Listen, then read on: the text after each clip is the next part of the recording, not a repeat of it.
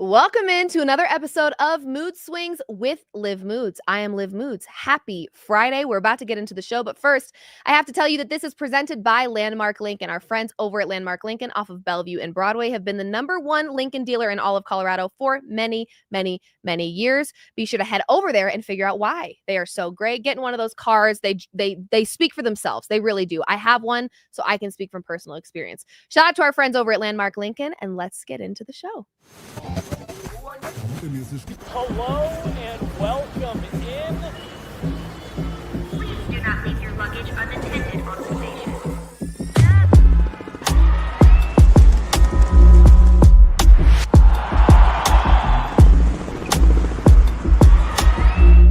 Welcome to the show. Hello, everyone, and welcome into another episode of Mood Swings with Liv Moods. I am Liv Moods, and happy stinking Friday. We've got a lot of things to discuss today, and actually quite a few things involving the NBA, which, just so you guys know, not that I'm counting or anything, but we do have less than a month until the NBA season starts. And as you guys know, basketball was my first love when it came to sports. I'm a huge basketball girl. Huge Denver Nuggets fan. Of course, I love my Denver Broncos, but the Denver Nuggets have a very special place in my heart. So I cannot wait for their season to begin. We're going to talk a little bit of NBA, and then, of course, we're going to get into all things football, preview the weekend slate, lots of games, maybe lots of upsets. I don't know. I actually didn't do very bad predicting last Sunday's slate. There were a couple curveballs in there. Pretty sure I did have the Browns to cover. That was a good one. I think I had the Rams. You guys remember +3.5 for the Rams. And then I think I liked the Patriots to win, and that did not end up happening. So either way, we'll take the L's. We'll be, humble, and we'll keep trucking along. We're going to get into the Sunday slate, of course, and preview it. But for now, let's kind of recap what we saw with Thursday night football. Okay.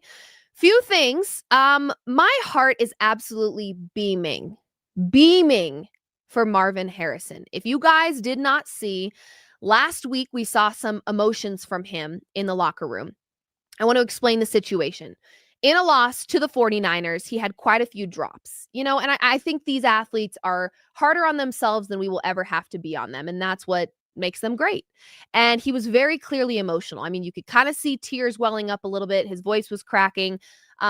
He was very rattled by not having a good game in a loss against the 49ers. And it really did break my heart to watch that in the post game or in the locker room after the game. And then we got to see Marvin Harrison again showing emotion last night versus the Seahawks. Let's take a look at that moment and then break it down. Harrison has it. Touchdown. That is so much more than just a touchdown that gets you within a possession. We rarely get to see these athletes showing being emotional after a touchdown, right? We normally see them celebrating, being excited, doing crazy dances. This was a moment of relief for Marvin Harrison. I mean, he genuinely looked like he just was finally able to take a deep breath. And so I'm very, very excited for him. He had a great game. He got in the end zone. Definitely a bounce back. Despite the loss for the Cardinals, he played exceptionally better this week than he did last week. And that all comes after he had a pretty vulnerable and emotional moment in the locker room. So my heart is just beaming for him. Now let's get to the critique of the Thursday night football game. Now, hear me out. You guys have already heard me talk about the Denver Broncos and the fact that they lack discipline. Discipline is really important, and I'm going to get into why that is later, but I think you guys already know. Let's just watch this play for a second, and then I've got some thoughts. 2nd and 10. Rush 4. Hangs in there. Fires over the middle. It's picked at the 32-yard line. Kobe Bryant brings it back to midfield, and the ball is loose. And as they unpile. So what you guys did not see in this clip was actually involving none of the players that we just watched, okay? So we all saw Kyler Murray throw a just gnarly interception, just gross. I mean, it was a bad interception. Seahawks players running it back, attempting to score a touchdown. His own teammate takes him out and forces a fumble. Imagine that. You get a fumble forced by your own teammate. Rough. Okay. While He and the guy that knocked the ball out of his hands and other Seahawks players are attempting to recover the fumble, which I will put this in. They did not recover the fumble. The Cardinals did, okay? What you didn't see in this was the players that ran to the end zone, assuming that the play was over, and started to celebrate in the end zone. A mid-game celly while your teammates are fighting to recover a fumble is crazy work. Crazy work, you guys. Amateur hour. Are we joking? That is unacceptable. And here's why I talk about discipline, because this could be actually something that bites my Denver Broncos in the behind. That, to me, is the difference between good and great teams. This may just be like that one-off. It's like the Chicago Bears, that play last year where he started celebrating. I don't even remember exactly who they were playing or whatever, but mid-game, very costly, immature moment, rookie mistake, blah, blah, blah. These people aren't perfect. I understand you're going to make mistakes, but this is the deal. It's these little details that teams lack that I think hold them back from a championship. Now, I'm not saying the Seattle Seahawks in this present season are championship ready. However, this was a total lack of discipline. I hope they walk into the film room this week and drop and give me 475 push-ups immediately. Because what was that? Not okay. Not okay. I'll get to the bright side, though. The Seattle Seahawks defense, I really enjoy. I really do. And here's a little hot take for you. Are we ready? Drum roll, please. No. I really stinking like Sam Darnold. There, I said it. I really like Sam Darnold. In case you didn't know, Sam Darnold is a good quarterback. It's true. Okay? Third player to play for 5 different teams before he turns 30 years old. You would hear that and you would assume, oh, he's washed. He's just everybody's backup. They're just tossing him around. Sam Darnold knows how to play football. Be so for real. Sam Darnold, since the beginning of the 2024 season, 17-4 record, 5,224 passing yards, 40 touchdowns, 14 interceptions, a 103.1 passer rating. We are not talking about this man enough. Point blank, period. If you're looking at just this season alone, Sam Darnold is a top 10 quarterback. I'm not kidding. I like this guy. Him, plus Jackson Smith and Jigba, plus the Seahawks defense. Don't be shocked if the Seahawks win the NFC West. You heard it here first, right here on MoodSwings. Forget about it. Okay, I like Sam Darnold, guys. I really do. We don't talk about this man enough. Since the 2024 season, he has been lighting it up. Put some respect on Sam Darnold's name immediately. Thank you. In the NBA, this just in, Kyle Lowry has retired. No, I actually don't know if he has, but this is what I saw on my timeline. Kyle Lowry, analyst for Prime. I'm sorry, is this a retirement announcement? Did I miss a memo here? Is he not a member of the Philadelphia 76ers, or am I cuckoo for Cocoa Puffs? Very unique way to retire. Not sure if he did or not, but certainly feels like if he's going to be an analyst for the NBA that he's not playing basketball anymore. So have no fear. Kyle Lowry will still be on your television screens, just not playing basketball. Oh, okay. This is how we find out. Kyle, come on, man. You couldn't tell us? Were you scared? What the hell's going on here? This is how we got to find out you're not playing ball anymore? That's crazy. Anyway, maybe I missed the memo. Maybe he retired and everybody knows it but me, but I certainly did not know that he was done in the NBA as a player and now an analyst. But shout out Kyle Lowry. Still getting his money. I'm not hating on you. I'm just a little confused. That's all. Anyway, you don't owe me an explanation, though, so we'll move on. ESPN has officially dropped their top 100 NBA players. And here's the exciting part, folks. 6 of those players, yes, 6, S-I-X, 6, 1, 2, 3, 4, 5, 6 players are Denver Nuggets. Yep. Oh, Liv, you're just a homer. You just love the Nuggets. Well, duh. First of all, you act like that's an insult. Yeah, love my Denver Nuggets, but I'm sorry.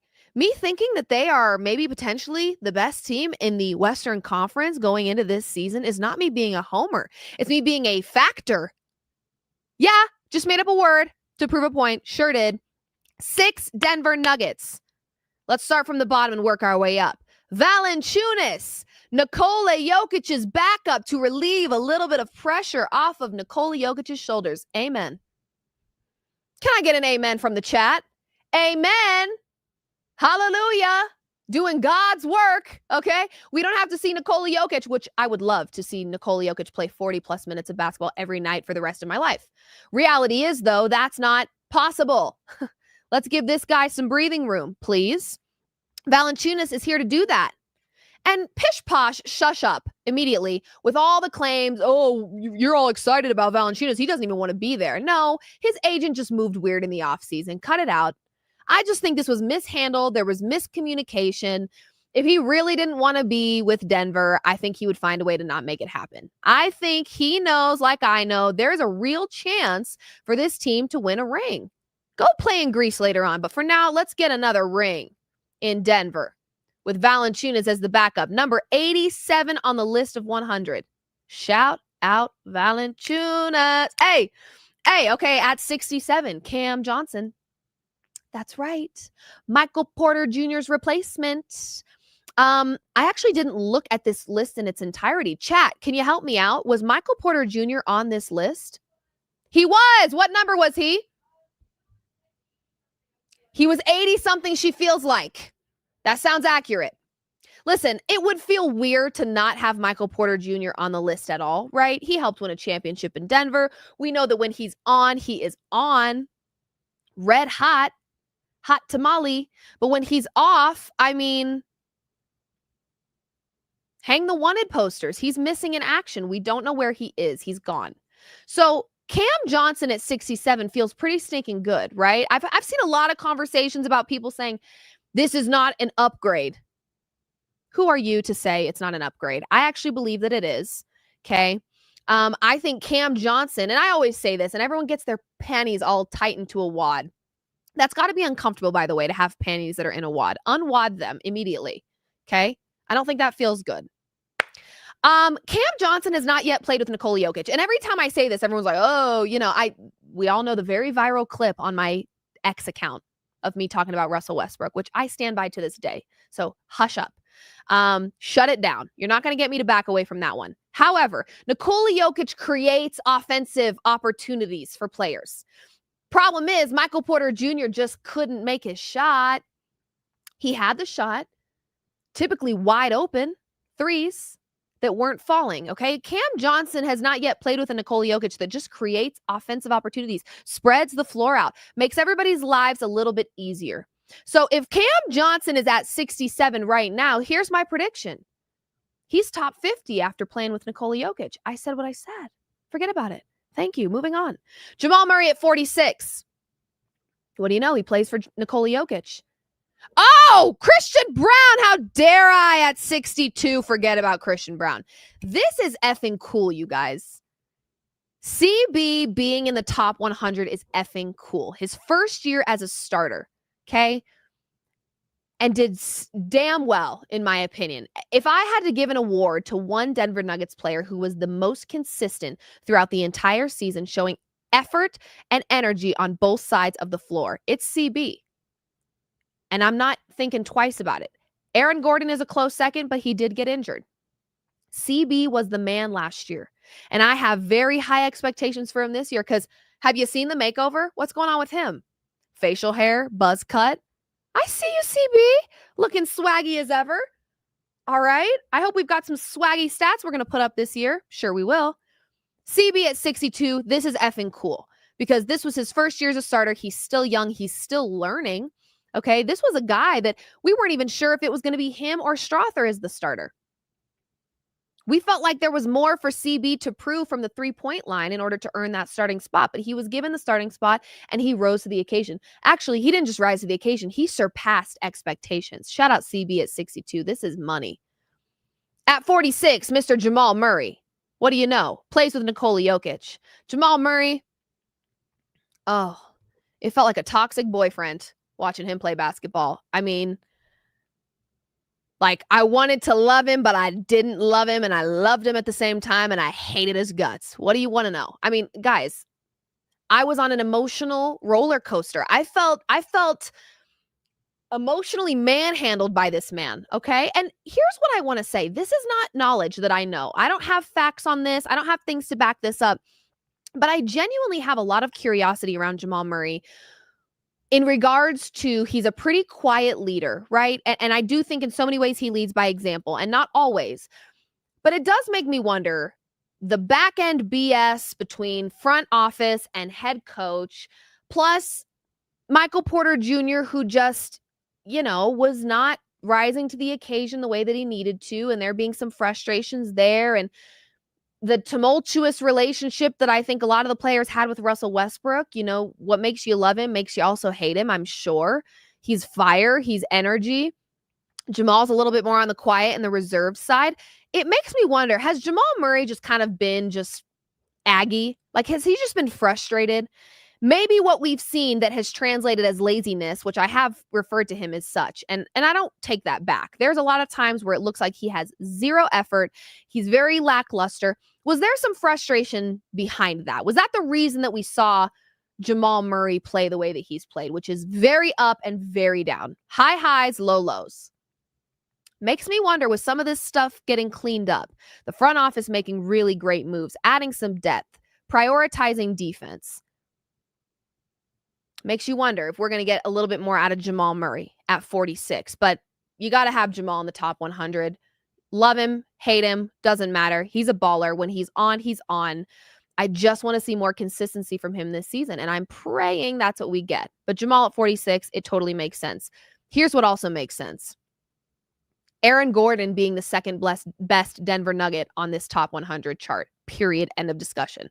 I actually think you can make a case for Aaron Gordon being a touch higher than 40. There, I said it. Don't shoot the messenger now.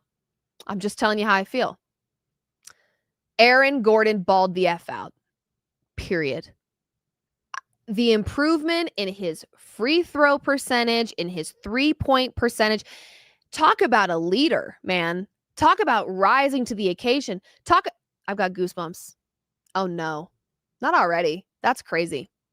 Everything Aaron Gordon has been through in his personal life and otherwise, he never one time let it affect his game. In fact, I think it improved his game. I could get a little emotional. Seriously, forget about it. I'm super fan of Aaron Gordon and what he has done for this Denver Nuggets team. And I just think the sky is the limit for a player like him. I really do. I mean, you look at how many games he missed with injury and how many games he played through with an injury and what he was still able to give you. I just feel like Aaron Gordon is going to be the key, more so than Nikola Jokic, if you can imagine, to the Nuggets winning another championship. Aaron Gordon, just copy paste with a healthier body what you did last season, and you've got a happy girl in me right here. Okay, freaking stoked for Aaron Gordon and the progress that he's made, and just who he has turned into as a player for this Denver Nuggets team. This is Mr. Nugget. I mean, truly, he is the heart and soul, in my opinion, of this Denver Nuggets team, which is crazy because Nikola Jokic still exists. And where does Nikola Jokic exist exactly? Forget about it. Forget about it. Okay, haters, forget about it. Oh, he hates basketball. He doesn't care. He doesn't play defense. Shut up. You are such a hater. Seriously. This is the greatest basketball player in the effing world. Fight with the wall. Kick a rock in an open-toed shoe, for all I care. This is the best player in the world. It's not even close, folks. Number one. Should have won MVP. I'm going to say it. It's the truth. Okay. Do I want to see a little more from Nikola Jokic on the defensive side of things? Yeah, duh. But if he steps that up, you guys better watch out. You keep begging on X. You get on your little Twitter fingers going. You're begging for Nikola. He sucks at defense. Wait till he doesn't. You're screwed. Wait till Nikola Jokic doesn't stress you out defensively. Wait till Nikola Jokic shows you this much more defensive effort. You are screwed. Yes, you are. Be careful what you wish for, folks. This is the best player in the effing world. I said world, and I meant it. Yeah, number one. Thank you so kindly. We're going to get into a little bit later on the show, the GOAT conversation. And it's a very tough conversation to have these days, mostly because everyone's looking for an argument. Everyone thinks they're right.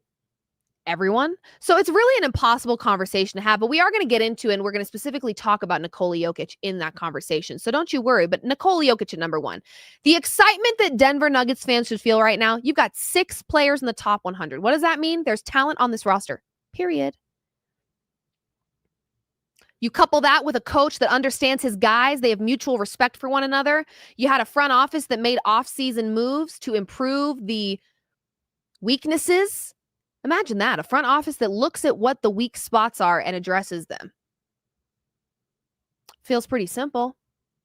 Feels pretty self-explanatory. I'm not sure why it's taken so long, but here we are. The Denver Nuggets are in a really great stinking spot. 6 players in the top 100. Thank you. Moving on. Speaking of the NBA, have y'all seen Luka lately? Have y'all seen Zion lately? Ozempic allegations have entered the chat. And I am not a hater, by the way. Whatever it takes. Listen, Luka, Zion, they have both fallen victim to something I am very familiar with, which is fat shaming. There's been times in my life where I used to fat shame myself every morning in the mirror. It's true. And you know what? Sometimes it works. I don't agree with the fat shaming crap. I actually really despised some of the behaviors of people when it came to Zion when he started to get nice and plump for us. I didn't like it. I didn't like the float during the New Orleans parade. It was rude. It was rude and it was not kind. I didn't like the pressure that was applied by the Mavericks when it came to Luka's weight. I just think there's a way in which, listen, when your girlfriend asks you, do I look fat in these pants? You say no regardless. You hear me? You don't ever say yes. There is a time and a place for a fat shame. And it's typically only personal. I am the only person allowed on this planet to fat shame myself. That's it. Anyone else tries it, it's going to be a fight. I'm going to be pissed. It's rude. It's unkind. Don't do it. That being said, when your employer is coming to you, expressing concern on your body, when it comes to these athletes, it's more than just your physical appearance, your physique, your aesthetic. That's what my fat shaming to myself comes from. Like, oof, this top used to look a lot better on my body.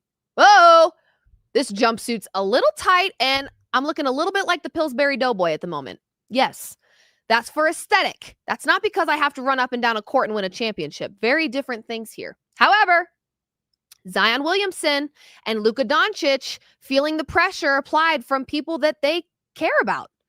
People that determine whether they make money and play basketball games, okay? They had weight to lose. Let's be real. Let me call it like what it is. They had weight to lose. Is weight loss an automatic sign of complacency? No, but do I think it was complacency in this case with these two fellas? I do. Yes, I actually do. Zion and Luka both kind of getting into what's closer to their rookie form. Just like a relationship. You guys ever heard of relationship weight? You ever heard of the freshman 15? Yeah. You go somewhere new relationship, new school. Once you get comfortable, guess what happens? Nom, nom, nom. I mean, seriously, like relationship weight is a real thing. And I'm currently in the process of gaining relationship weight and also trying to lose it for my wedding. Ask me how it's going. It's not. Okay. We're going to stop there before I start to get emotional about it. It's not always a sign of complacency, but I think in this case it was. You're somewhere, you feel like you're going to be there forever. I think Luka probably imagined he would retire in Dallas. Zion, with all the hype that he had going into his rookie season, you just get comfortable and you stop trying in so many ways. These two had weight to lose. That's the facts. And honestly, now that they've handled it, they just got a whole lot more dangerous, in my opinion. Because it's not just about the look. Like I said, my weight loss journey, Joe Schmo walking down the streets weight loss journey, is very different than Zion Williamson and Luka Doncic. Theirs is not for aesthetic. It's for the purpose of their physical health. They're probably going to be a little faster, less winded, a little quicker on their feet. I don't know. So I mean, I certainly move a little quicker when I've got less weight on my knees. It's true. So I'm feeling excited for them. Honestly, I think we could probably hammer some overs for these guys throughout the season because they look great. I'm feeling very excited. I hope this is maintainable. I hope they're doing it in the right way, in a healthy way, still fueling their bodies and such and things, because this could be really good for them. And not just them, but their teams as well. Think about that. Okay, this just in. The Michael Porter Jr. tracker. Unhinged MPJ moment tracker. We've had quite a few of these this season. And I have to address one comment. Guys, one of the last videos that I posted responding to a Michael Porter Jr. unhinged moment, one of the top comments was, geez, you seem to be taking a lot of personal offense from Michael Porter Jr. There must be history there. What are you talking about? First of all, you guys like to come up with these things in your heads. You would be very bored with my real life. Seriously, the assumptions that are made about me because of what I do in a male-dominated space and who I'm around, it really cracks me up because I am the most boring homebody to maybe exist on this planet. And I'm not joking. Anyone close to me that knows me knows that, like, I just don't move the way you guys assume I move. I just have to put that out there. Whether or not you believe me is completely irrelevant, and I couldn't care less, genuinely. But you guys would be very bored with my real life. You would. It's not as exciting and fun as you guys want to assume it is. So no, there's no history with Michael Porter Jr., if that's what you're curious about. I really am just enjoying breaking down his unhinged moments. And there's been quite a few where I've sat there and gone like this. Oh God, please stop talking. He is on a media tour and good for him. This is the latest one. And you might be shocked at what I have to say. But let's check it out. Michael Porter Jr.'s latest unhinged moment. I know you're not worth $200 million and was splitting rent with your ex-girlfriend. You talking about that I should pay for the whole thing? Absolutely. Hold on. $200 million deal and you were splitting rent with your ex-girlfriend? Yeah. Like, what are you talking about? The right decision. You worth $200 million. Her rent was probably $3,000, bro. Okay, but she's killing herself to make half, and then she always with you. But look, how if is she you even if you making willing, that half? okay. So basically, she's looking around. she's looking around for her apartments, and she came across one, but it was way out of her price range. It was like double what she could afford.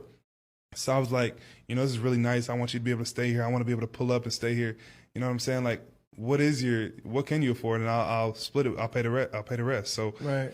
I ended up doing that, and I was like, "Yo, whatever happens," and I want the people's advice on this too, because I'm curious. Yeah, I'm gonna give. I am the. So basically, bruh, I said whatever happens in this relationship for the next year, I'm committed to paying this rent. You're a year by year guy. You committed to the NBA year by year. You committed to your woman because I'm like, I don't know if we're gonna be together. I don't know if this is my wife. I don't know if it's not. So I'm like, okay, for this next year, I got you. Whatever happens, we could break up. I got you for this next year. I'll split rent with you. You can into it with the wrong mindset, though. I know, but brother, I don't know. I just didn't know. So then we end up breaking up 5-6 months into the rent, and basically that's where I'm at now. Where I'm like, man, do I keep helping her out, or is it cooked?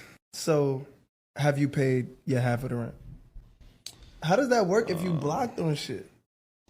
No, we were in a little bit of communication. She ended up hitting my phone asking for the bread. Hell yeah, she gonna keep which I don't blame her because she went into that apartment not being able to afford it, and I gave her my word. So why you just don't send her half for the rest of the year? Because she need to act right month to month, nigga. Oh. Yeah, dude, I've been waiting for you to wake up this interview. There you go. Nah, I'm just saying. So like, if I'm paying the remaining months, month to month. Yeah. But I see she's wilding, and like, bro, it's gonna be hard to continue that agreement. You feel me? That's gonna be tough because if you're out here wilding, get that next dude to pay that rent. Listen, normally I'm like, dude, be quiet, stop talking. I mean, you're allowed to say whatever you want, but please, for the love of God, just don't speak about certain things. I don't see anything wrong with what MPJ said. I don't. I genuinely don't. Here's why. There's a few reasons. One, I have been in plenty of rooms, situations, you name it. I know how some of these women move when it comes to dating a professional athlete. These athletes need, with the amount of money that they make, they must set boundaries. So, however you want to take him saying she needs to be acting right month to month, I don't know if I necessarily blame him for that. There's a certain level of respect that I would personally have if a man were paying my rent, whether or not we were together or otherwise. There's a certain respect that I would have. I wouldn't take advantage of that. I wouldn't take that lightly. Like that kind of stuff goes a long way with me. I'm being taken care of still by someone that I'm not even with anymore. There's a certain level of respect that she should also maintain for him in that transaction. That being said, the flip side of this and the unrelated side to Michael Porter Jr. is some of the richest people I know stay rich because they're stingy. It's not that Michael Porter Jr. can't afford to pay her entire rent, but it's the principle of it. It was her place. It wasn't his place. I really don't see a whole lot wrong with this. I really don't. I appreciate so much that he was a man of his word and he stuck by his promise, which was, hey, you couldn't afford this on your own, so I offered to help pay. And even though we're not together anymore, I'm still going to help pay. Love that. Admirable. I appreciate that because he really could have just said, we're not together anymore, find somebody else. But he stuck with it. There's been a lot of unhinged things Michael Porter Jr. has said. I think some people took the she's got to act right month to month thing in a negative way. Take it how you want. I don't see anything wrong with that, really. If she's being disrespectful, acting out of line, whatever, I don't think I'd want to fork over cash either. So I get it. I think these athletes truly, especially the more money you start to make, they have to be very careful who they move with and how they move. And just because you've got 200 million doesn't mean that you're not stingy. I actually think rich people are typically the stingiest. And that's why they stay rich. Just saying. Okay, let's move on. One more conversation here as it pertains to the NBA, and that's Mr. Ja Morant. Okay, let's get into this. Ja Morant there's rumors that he plans to negotiate his next NBA contract without an agent. Ja is currently on a 5-year, $197 million contract from 2023 through 2028. So we've got some time here before he's going to take this on himself. If he negotiates his next deal himself, he could save 3 to 4% in agent fees, which would equate to about 6 to 8 million if it were his current contract. So again, we look at $197 million and we kind of just assume that 6 to 8 million is nothing for these guys, but that's a lot of money. I mean, as someone that hasn't ever sniffed $1 million, 6 to 8 is a lot. For these guys, it might be different, but there's cost with an agent. That's just how it works, unfortunately. Technically speaking, if we want to speak on a technical level, he is not guaranteed a supermax, but he's going to get one. Memphis, to me, does not have much leverage in this situation. They know what Ja is capable of. They know his worth. They know what he brings. You either pay him the supermax or you walk and somebody else, or he walks and somebody else will. That's the reality. Ja Morant could get a supermax probably just about anywhere. So if the Grizzlies have a brain in their head, they're going to pay him supermax money. Now, here's my only worry with Ja Morant representing himself and not having his agent present or facilitating the negotiations when it comes to his next contract. I think automatically walking into a room without an agent makes you more vulnerable to potentially be taken advantage of. These agents have been there. They've done this. They're well connected. They have other contracts they can compare and contrast to. There's just a legality part of it that I think the agents are so much better at handling. It's literally their entire job. And I just worry that he will automatically be taken less seriously and or put himself in a position to be taken advantage of without an agent present for these negotiation conversations. I think the other piece of that is that Ja hasn't really proven emotional and mental maturity in his time in the NBA. There's just a lack of maturity there just in general. And I think that the Grizzlies could potentially use that in their favor. That's my worry, is that they may not take him seriously in that way. And not having an agent just makes him more vulnerable. I don't know if the Grizzlies take him seriously enough to represent himself, given his off-court issues, and that could create difficulty in the negotiation process. Do I think he's going to get his Supermax? I do. But there's little contingencies within these contracts that your agents fight for, that Ja Morant may try to fight for, and because there's not that professional dialogue, this is a business deal, by the way. So it's important to me to have somebody that understands the legalities of it, understands all these contingencies and what they entail and how it affects the player and why the player deserves X, Y, and Z. There's a lot of steps to this process. And I know it's hard to give up money because the more the better, right? Not always, but to these players, the more the better. Agent fees are not just, you don't just pay for the negotiation part. You also pay to not have to deal with the headache.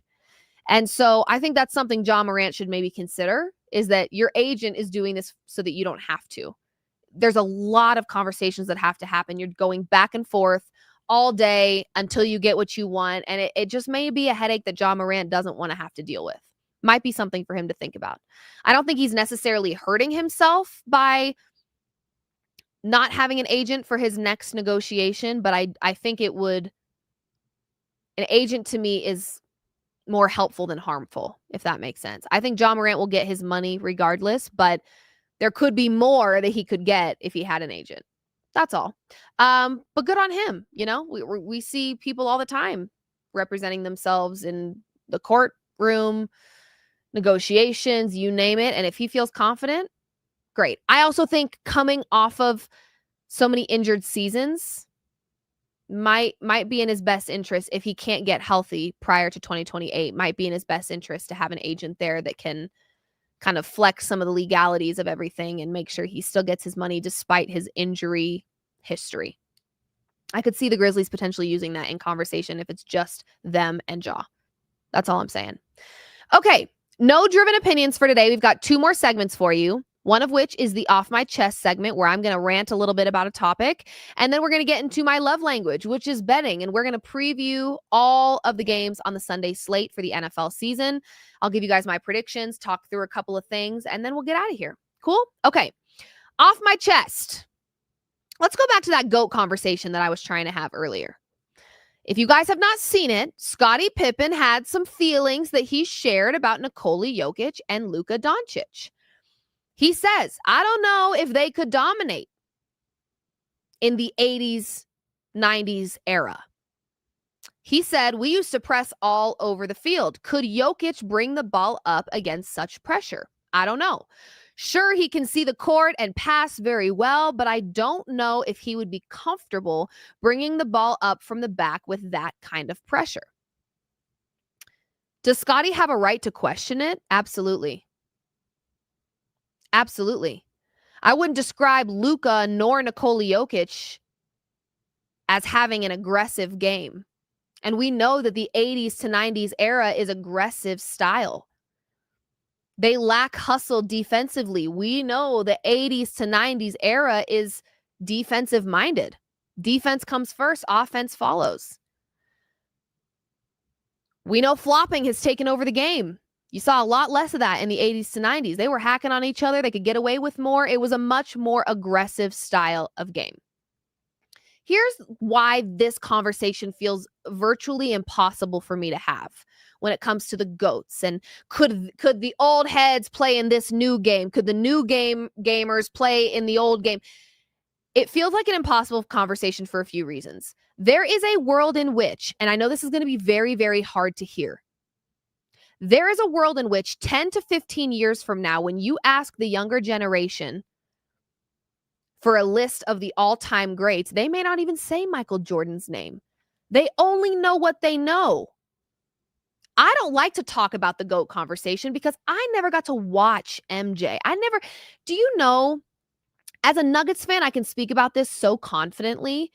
Jokic's stats, and even watching Jokic on television, does not do this man justice. When you are live watching Nikola Jokic, it is like something you've never seen before. If you blink your eyes, you will miss his greatness. That's how quickly it happens. So it feels unfair for me to even entertain a conversation of MJ versus LeBron because I'm not giving MJ a fair shot. I never got to watch Michael Jordan play basketball. You ask my dad about Michael Jordan, he's got goosebumps all over his body. You ask my brother, LeBron James, easy. These are two different eras of basketball. And a lot of times I see people speaking on both eras, and one of which they didn't even get to witness. Yeah, you can watch all the film you want, but it was a completely different game that was being played in the 80s and the 90s. That's the reality. A completely different game. This is like apples to oranges to me. So, technically speaking, is Scottie Pippen wrong in what he said? No. Because the game in the 80s and the 90s was way more physical and defense-oriented, and those are two things that Nikola Jokic and Luka Doncic aren't great at. That's the facts. They don't really play an aggressive game, a super physical game, and they don't play great defense. That's the facts. This is coming from a Nikola Jokic fan. However, could Luka and Nikola Jokic dominate in the 80s to 90s? Yeah, absolutely they could. It would just look completely different.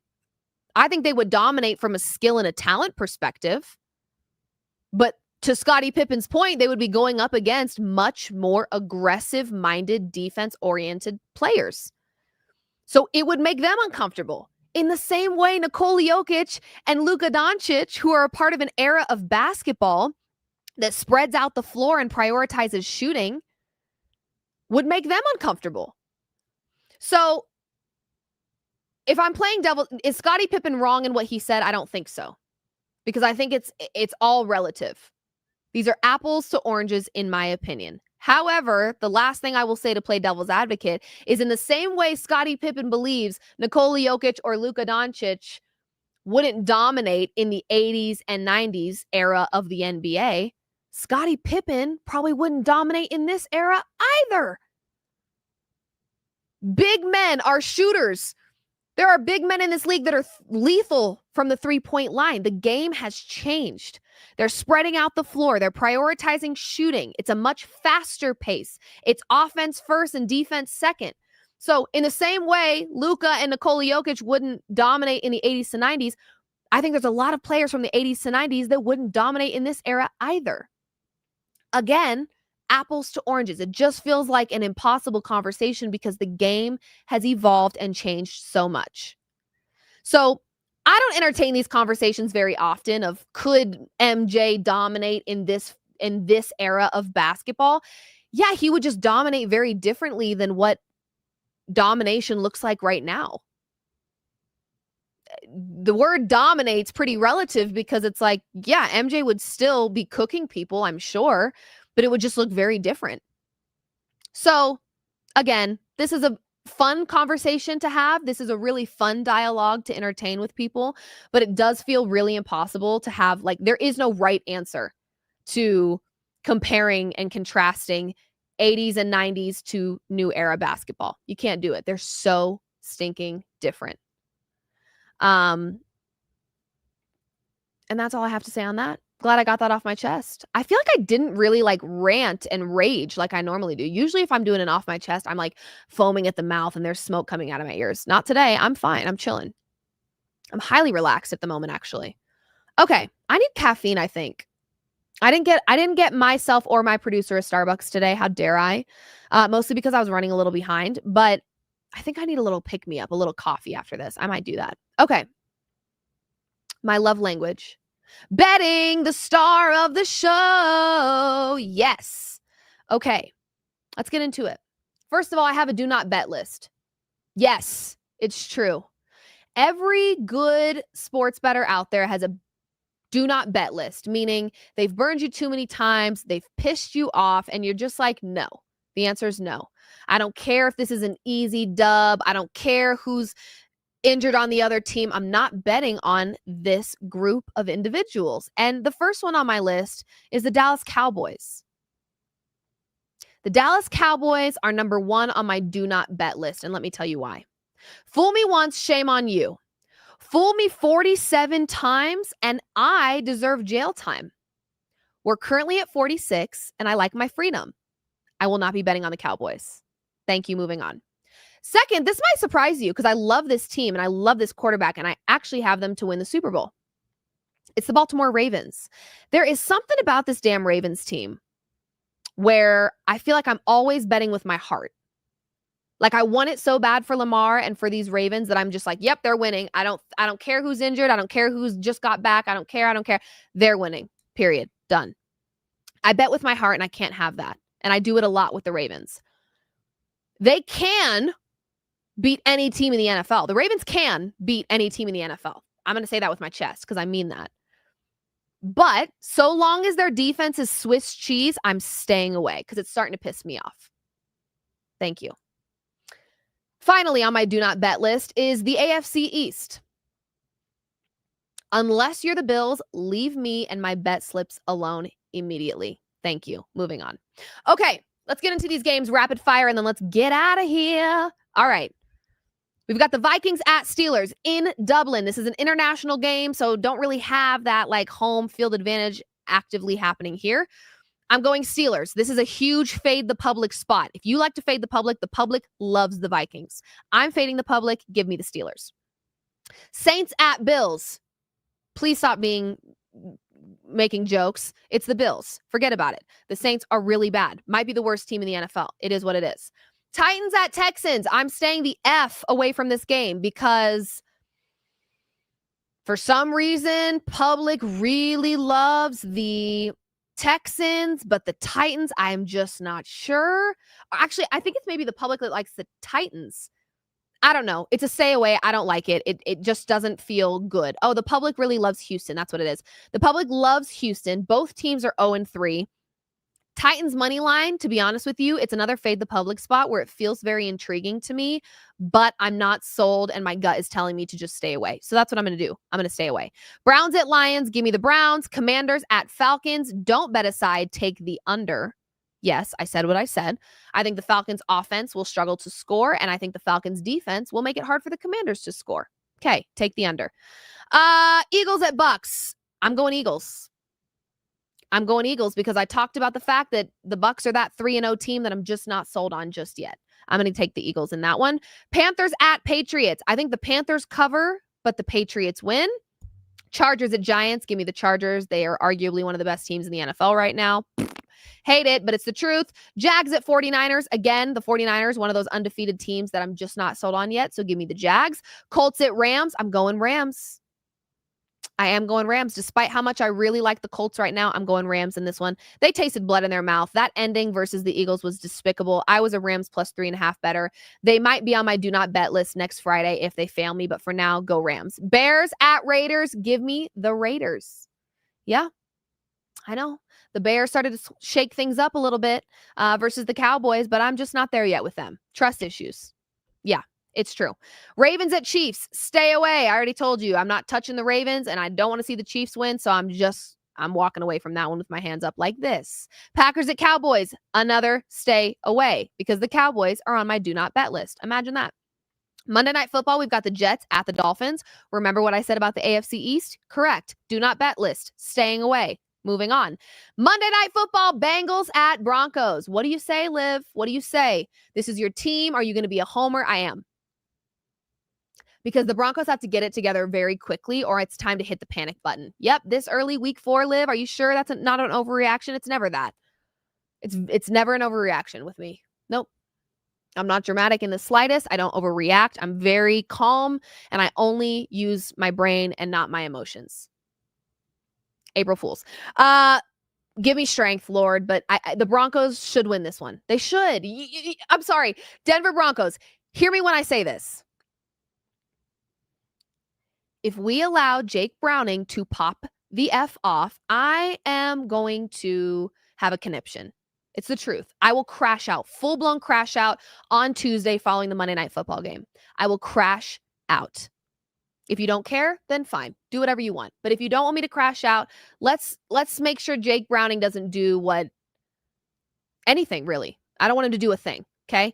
This is like, I know it's early and it's only week 4, but it really does feel like a little bit of do or die here for the Denver Broncos. Like, please prove to us you're better than your record. This is your moment. Prime time, Monday Night Football against a backup quarterback. Please don't mess with me. Broncos win, but I will probably have at least one cardiac flare-up. It's true. Okay. That does it for another episode of Mood Swings. Happy Friday to all of you. Please be safe. Please have fun. Have a great weekend. And we're actually going to, I don't even know if I told Andy this, but I think we're going to try to push Monday's show to Friday because the Broncos are playing on Monday night. And I want to be able to give you guys a show where we react to the Broncos game a little bit. So plan for potentially same time, but we're going to push it to Tuesday. If there's a time change, we will go ahead and let you guys know that. But I appreciate you guys so much for tuning in to another episode of Mood Swings with Liv Moods. I'm Liv Moods. This has been presented by Landmark Lincoln. Shout out to our friends over at Landmark Lincoln, and we'll see you guys Tuesday for another episode. See ya.